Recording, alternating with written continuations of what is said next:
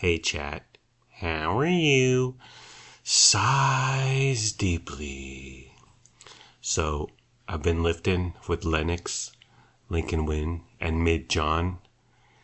And it came about because Lennox has been asking questions about the gym and lifting and muscles and getting buff and getting abs for years.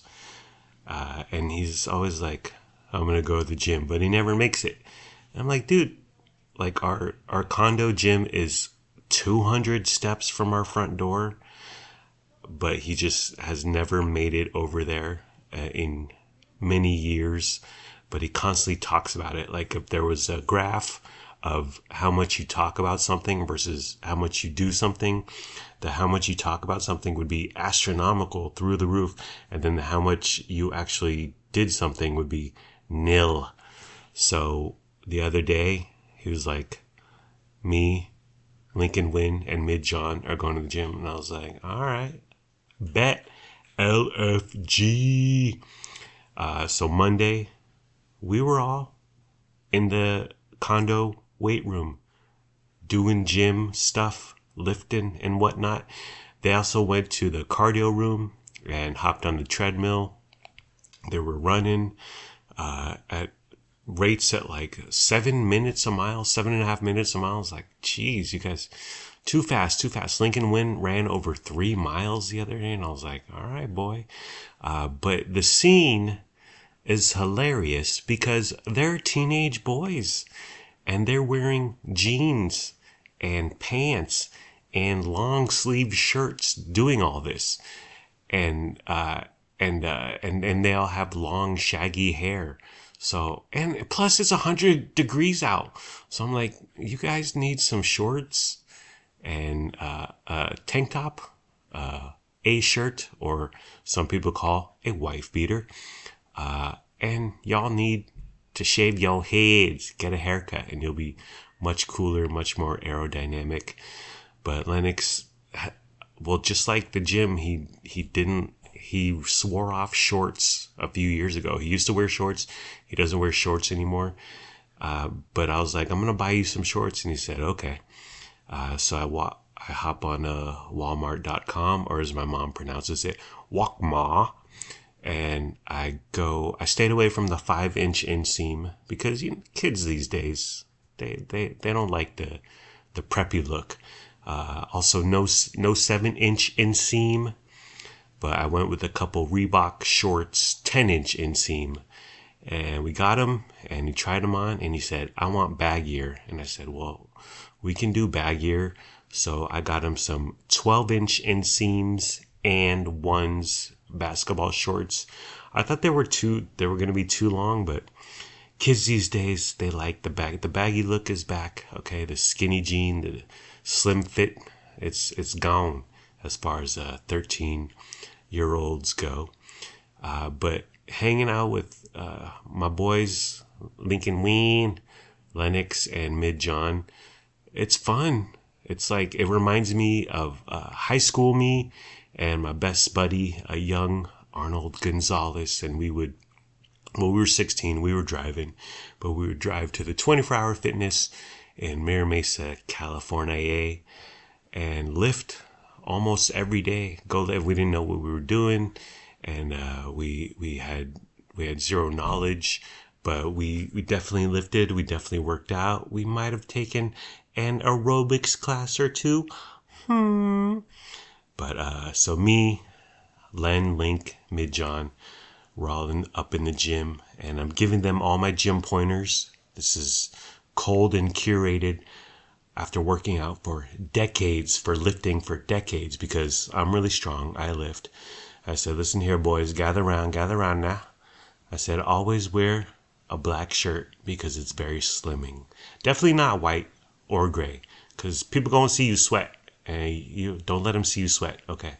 It was a Degree commercial, or maybe it was an Old Spice commercial from 30 years ago, but it still applies. Next rule, always re-rack your weights. Don't be lazy. Don't be a prick. Don't leave things out and about. Because, well, not like if you have 45-pound plates on the barbell, which I can do easily. Okay. I'm really strong. I lift. Not everyone can pull off those 45-pound plates off the barbell. Maybe they want to put 5s on there or 10s on there. So put everything back where it belongs. A place for everything and everything in its place. That's Rosie from the Jetsons, if you didn't know. But sometimes people don't re-rack, and then dumbbells go missing, and suddenly you're like Christopher Columbus wandering around on a boat.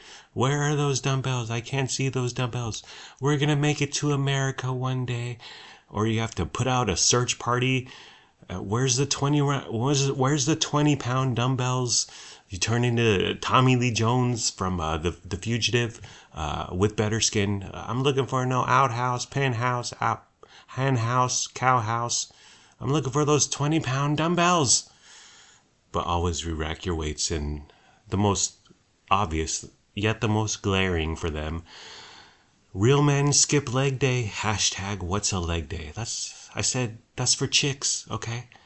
And speaking of chicks don't look at your legs. You can cover up your chicken legs with a 12-inch inseam and one baggy basketball shorts. Yeah, you'll look like the Fab Five from the University of Michigan in the early 90s, maybe late 80s. But okay, it's fine. Don't waste your time on legs. Real men skip leg day. So they've been hanging out. Been seeing them around. I was coming home from work the other day. They were headed to the gym, and I pulled over, rolled down my window, and I said, "Y'all got any weed? Where the vape at?" And that killed. Oh yeah, funny. I murdered the room. Devastated. Day 2 of the LV Lincoln Len Vince Mid John LLVMJ Lifting Club. There was no Mid John, because he was with his girlfriend. And I said, "Oh yeah, been there, bro." See, what had happened is, when you're young, your life goes in cycles. This is from a dude perspective, but like, you'll be out gallivanting about, carousing with your boys, hitting up the clubs every weekend, going buck wild, and then all of a sudden you're like, "Where's Matt? Why doesn't Matt come out anymore?" "Oh, Matt's with Marlene." And you're like, "Oh, okay." And then you won't see hide nor hair of Marlene or Matt for about 6 months. You might see him here and there. Say, "Hey, Matt." And Matt's on his best behavior because he loves Marlene and he wants to get with Marlene, and he's a good boy for Marlene.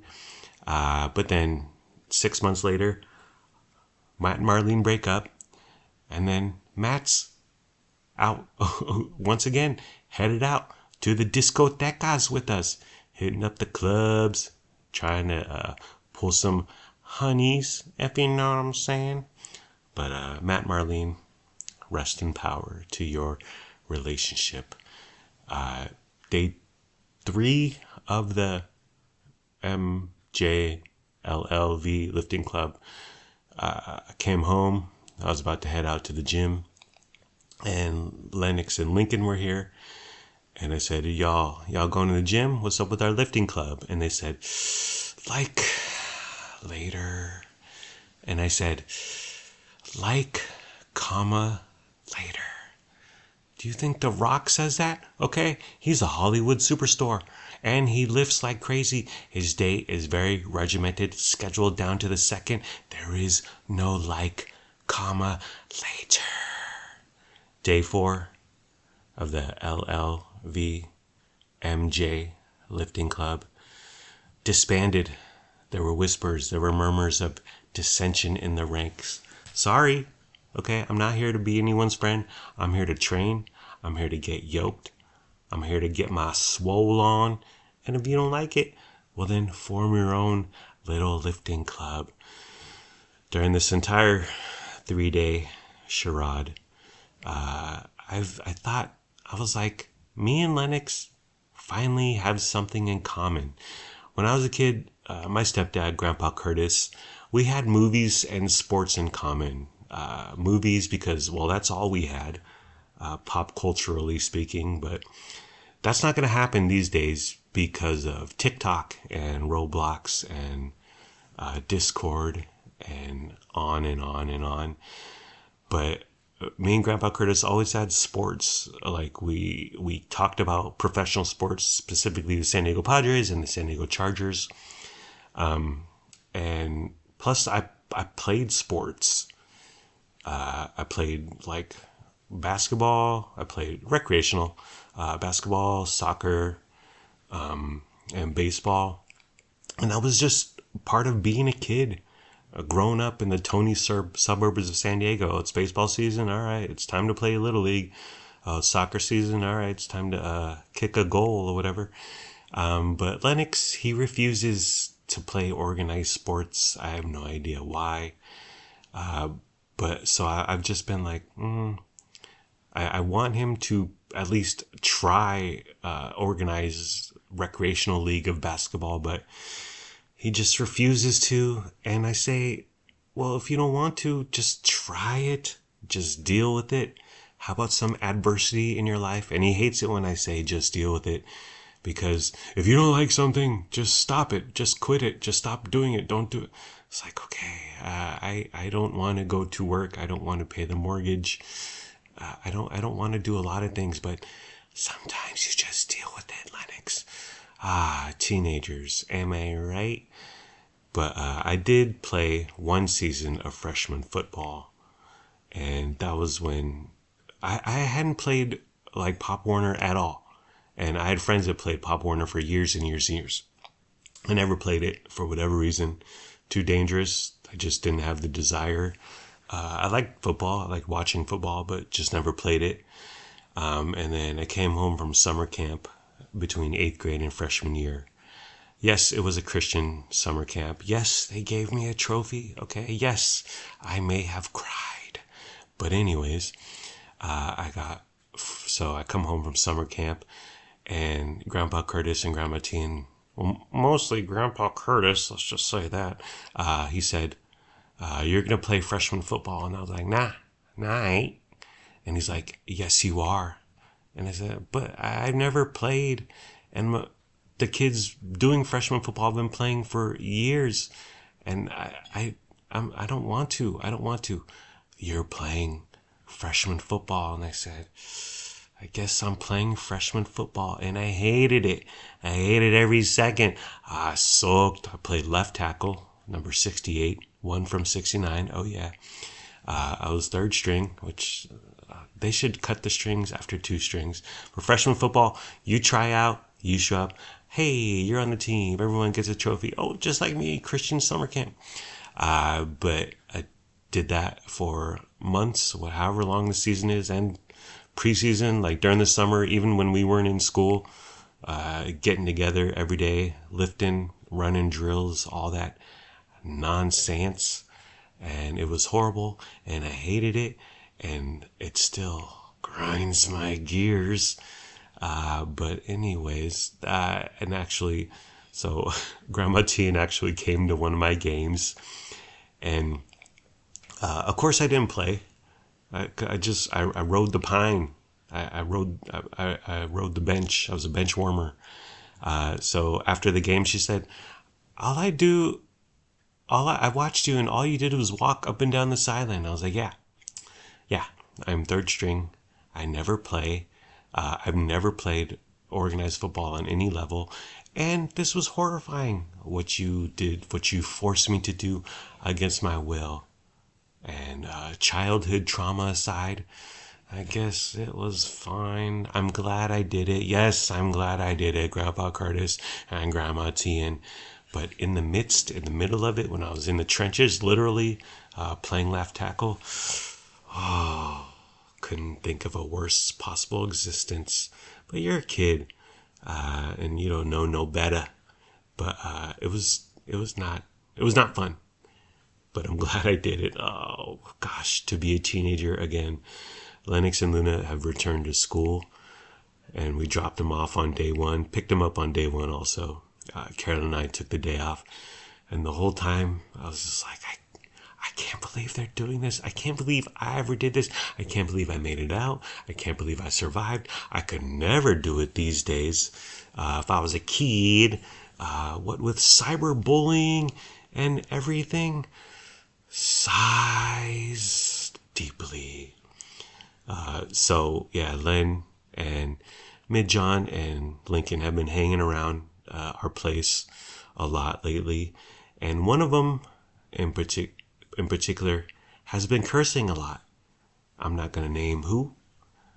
It's Midjohn, but he's been like, he drops a lot of f-bombs, and I'm like, dude, because I overhear him or whatever, and I'm like, Len, how about you tell Midjohn to not curse so fucking much? Like, seriously. Sighs regretfully. I blame shitty parenting. I really do. But I told Lennox, I said, when you curse, you don't come off as clever or smart or creative or deft. When you curse, you sound dumb AF. Alrighty, well, I think I'm done. Take care, brush your hair, peace out, see ya. I'm Audi 5000 G Money, gotta go. Late.